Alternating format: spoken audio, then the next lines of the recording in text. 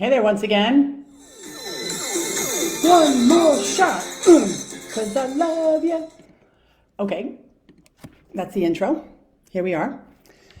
So, this podcast, what I decided to do, hello, this going online on Facebook twice a day, was intended for me to start talking more about power and the power that you can have in your life, because it's power that I have in my life.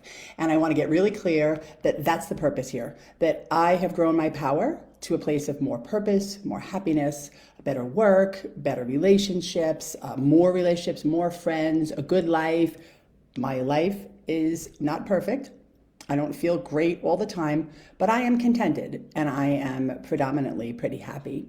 So when I started to do this, the reason why was I wanted to infuse my power into other people, give tips and tricks and things that I do or things that I know about how I got here to you. Okay, so today we're talking about what's missing. So, I work with a lot of people that are super smart and have a lot of stuff. They're educated, they have money, they have houses, they have cars, and then some of them don't. But fundamentally, most of the time, I'm working with people who are intelligent enough, have clarity, are able to speak fairly eloquently, are somewhat educated, or if not, they are street smart and they have made it so far in life by knowing a couple of things and making some connections. But deep inside most of these people that I end up encountering and that I end up working with, is there something that's missing? Is there something that's burning? And there's something that's stuck. And there's nothing worse than feeling stuck. I mean, imagine like when you can't get out of a wave and you're in the ocean, how scary that feels. Or, when you're in a relationship and you keep finding all these excuses not to get out of it. That's what stuck feels like. And despite oceans or relationships, many people feel stuck very frequently just within themselves. And so as I talk about power and what's missing is you. What's missing is a sense of personal power. What's missing is an internal type of guidance, strength, fortitude, discipline, perseverance, knowledge, awareness. I could go on and on and on and on. But see, here's the problem.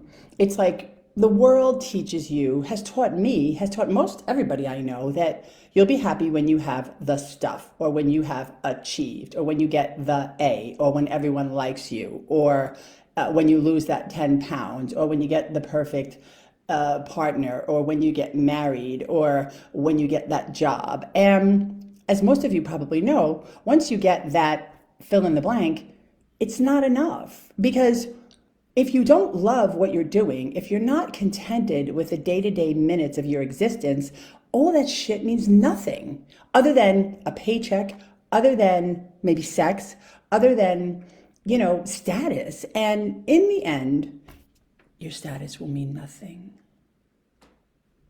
When it's all said and done, it's funny. A friend of mine is dying basically from cancer, and it's in his bones. And watching this person experience end of life is humbling. It's moving. And this is a person who is really a phenomenally diverse, dynamic human being who has not achieved the top of the corporate ladder, but he's a great example of know thyself, great example of know thyself. And this is important. Do you know yourself? Because if you don't know yourself, you don't have any power. And then you don't have any purpose. And if you don't really have any purpose or know what your purpose is, you're not going to be successful internally, like in the way you feel day to day about your work or your love life or your family or your kids or anything else. Even the dog, okay? Even the dog isn't going to be as good as the dog can be. So how do you fill what's missing? You start to cultivate your self-awareness. You start to look at the things that you do, the choices you've made, where you come from.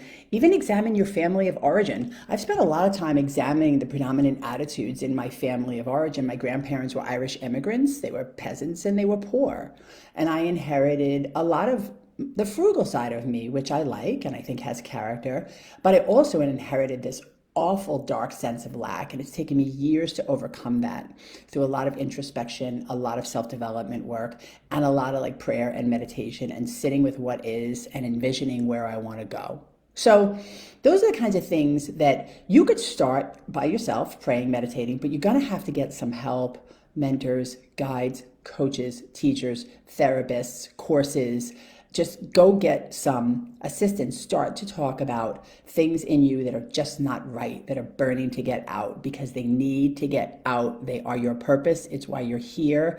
And that is power. Fulfilling your purpose and knowing that there is a greater purpose, a greater power, a greater sense of being, and you are connected. And so just keep growing your awareness, keep growing your connection through talking to people, finding communities, getting down and dirty and really into what's going on inside you, and then giving it all away to help other people. Just remember, your life is nothing without others. And if you don't make a practice of learning in order to share, your life just won't be as happy as it can be. So purpose and power. NicoleDevlin.com. Thanks for joining me.